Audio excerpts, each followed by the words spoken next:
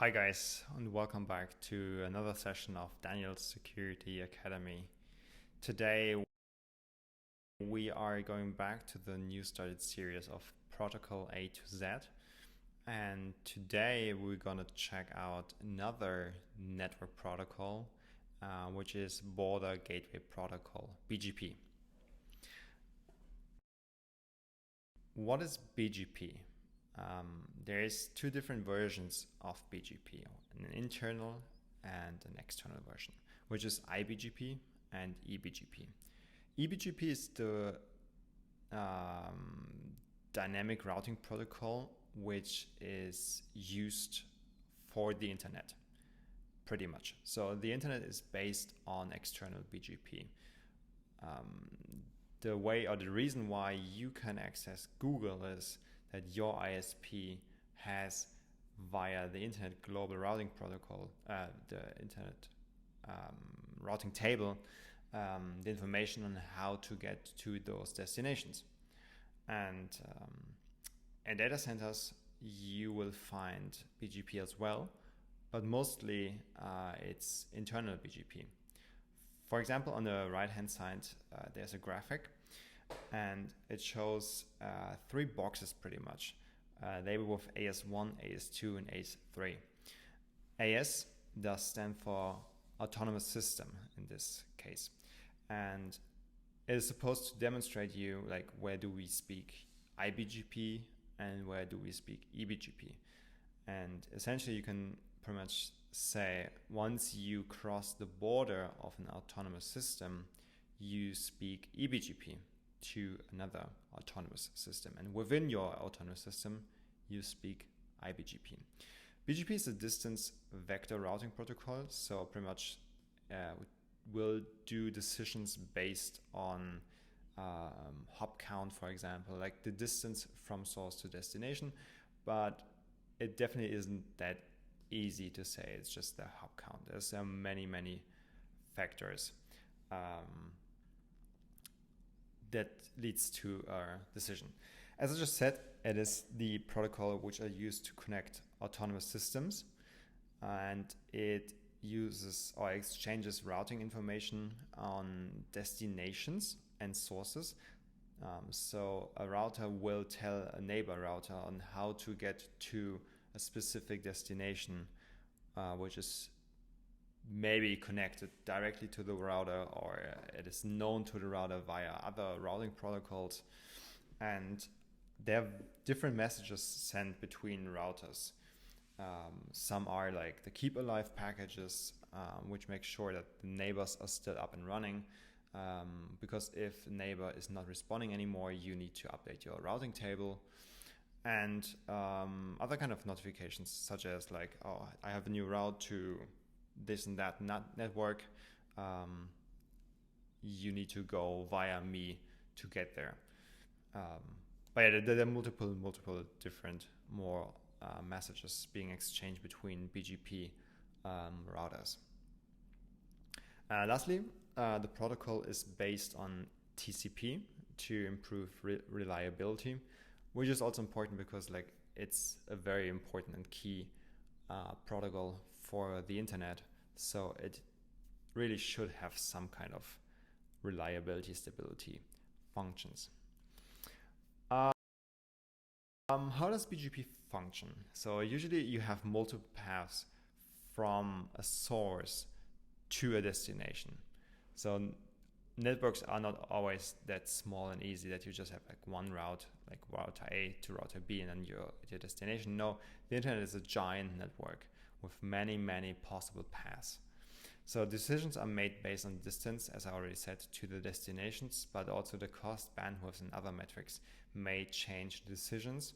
So some links may be, let's call it, cheaper to send traffic to, and some links may have higher bandwidth. That's why you want to utilize rather the high bandwidth links than the low bandwidth one, even though those might be a shorter path. So let's see, Alice wants to send something to Bob, and they have this kind of network of routers in between of each other. And Now for option 1, we could imagine, for example, this path, and option 2 could be that path. And based on this schema here, you cannot tell like which path is going to be used, because it might be that the option 1 route is just very small bandwidth links with maybe just like 10 megabit per second, and the ones down there are running through like, I don't know, Microsoft Backbone, where like tons of terabits of backbone speed and bandwidth is available. So yeah, it really depends on the network itself. But this channel is a security channel, so I don't want to run a network session with you. So let's talk about the problems, the security problems we have with BGP, and why I bring it up in this session. So we have 3 problems pretty much with BGP. One is the BGP route manipulation. So a malicious device alters the BGP table of a router, and this will prevent that traffic can reach the intended destination. It will either go somewhere else, it will drop somewhere because there's a route available or known in the routing table. And like the next step for route manipulation is BGP route hijacking, where a rogue device announces subnets via BGP to be routed to or through the attacker. So let's say I just claim that the subnets of Google belong to me and to my router, and I just start to advertise those subnets to the public internet and tell the internet, okay, if you want to get to Google, you have to go through me. And this can cause instability in the network, and ultimately also, if you see unencrypted traffic, you can pretty much read the traffic. So you have access to maybe confidential data, even though I really hope in 2022 we don't really have unencrypted confidential data on the internet anymore. And thirdly, we have BGP denial of service, which is somewhat like the route manipulation, where a malicious device sends like unexpected or undesirable BGP traffic. So instead of like changing the route tables so someone cannot reach a destination, we're trying to take out the router itself. And we do it by exhausting the routing resources like of the router to make pretty much the router incapable of processing valid BGP traffic. So it will pretty much just go down, and yeah, we'll not be able to route anything anymore. And I also want to bring up that BGP threats are real. So the stuff I'm showing you is not like a niche problem, but it's like a severe problem. So I started my enumeration here with November 18, when Google had 180 prefixes hijacked by China Telecom, which resulted pretty much that we had a denial of service, or let's say an unavailability of the G Suite and also Google search for a couple of minutes, I think. Wasn't too long. And in May 19, we had Taiwan network. So a Brazilian attacker used 2 prefixes to take down the non-profit organization behind Taiwan network. June 19, several European ISPs were taken out because 70,000 routes accidentally got leaked from a Swiss data center to China Telecom. And those, because they didn't put any security measures up, they just said, okay, we're just going to re-announce what was sent to us. So they re-announced those 70,000 routes, and pretty much, making those traffic go through China Telecom. So this is not necessarily like a problem or a fault by China Telecom. It's rather like they should have put some security measures in place to not re-announce everything they just get. But we're gonna have a little deeper insight about maybe 6 possibilities you can do to protect BGP on the next slide.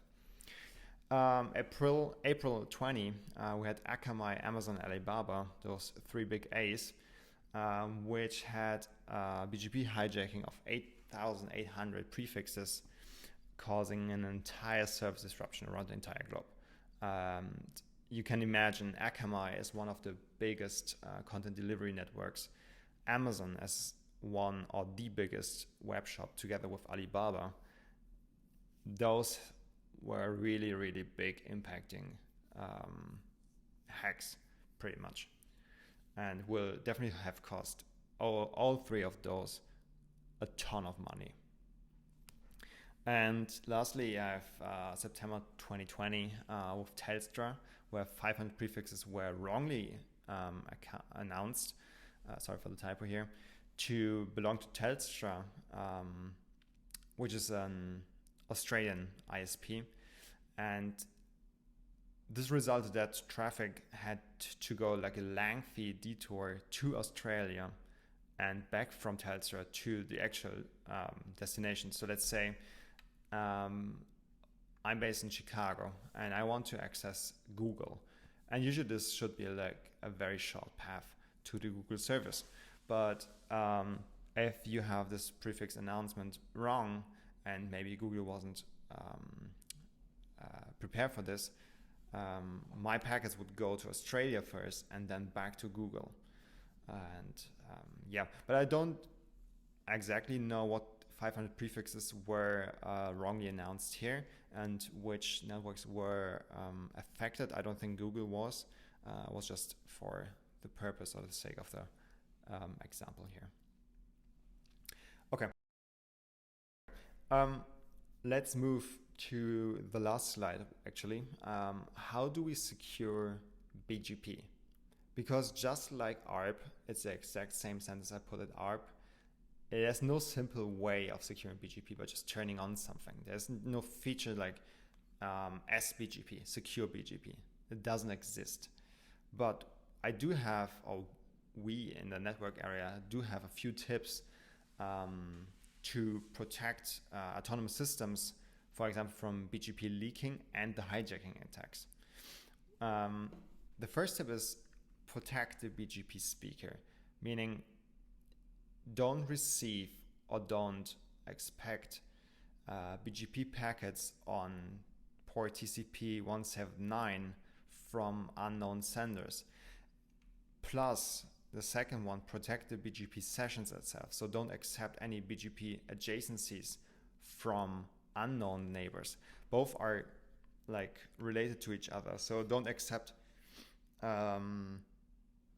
packets or advertisements from an unknown neighbor, and don't accept packets on TCP 179 from unknown senders, because those packets on 179 could lead to the denial of service attack I just mentioned 2 slides before.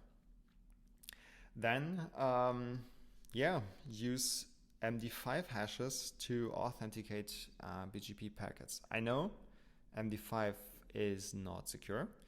MD5 is pretty much outdated, but so far BGP does not support SHA hashes.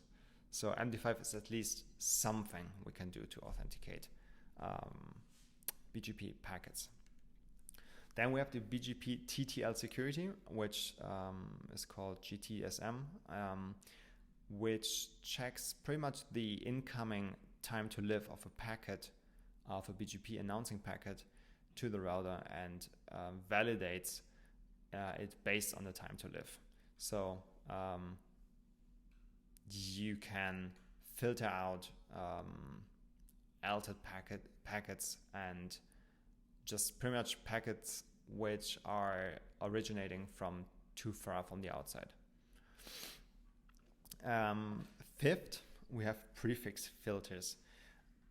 Those can be a pretty handy tool to protect yourself and others, because what you do in the prefix filter is you set up a prefix list with networks and subnets you expect to be populated and announced by your BGP neighbors, but you will drop any subnet announcements which is not included in your prefix list. For example, if my router has a prefix list for the entire A-class block of 10.0.0.0, I will accept every advertisement from BGP neighbors for this /8 network. But if you start to send me subnets and network announcements for 192.168 networks, I will just drop it because it's not in my prefix list. And lastly, we have something which came out more recently, which is the resource public key infrastructure, RPKI. And RPKI uses cryptographically verifiable statements to ensure that networks are certifiably linked to the stated holders. This pretty much enables resource holders to attest which autonomous systems should originate their prefixes. And from the network operator side, they can finally compare the BGP announcements from the global internet routing table with the verified data via RPKI to make pretty much like informed decisions to enhance the security of the routing itself. So it's a source for network operators to verify announcement in the global internet routing table. Okay, that's already it for today's session. I hope you liked that session. I hope you liked the little mix of a little bit of network knowledge and the split towards the security related to those protocols. We're definitely going to also cover in this upcoming sessions a few protocols which are not necessarily related to a network.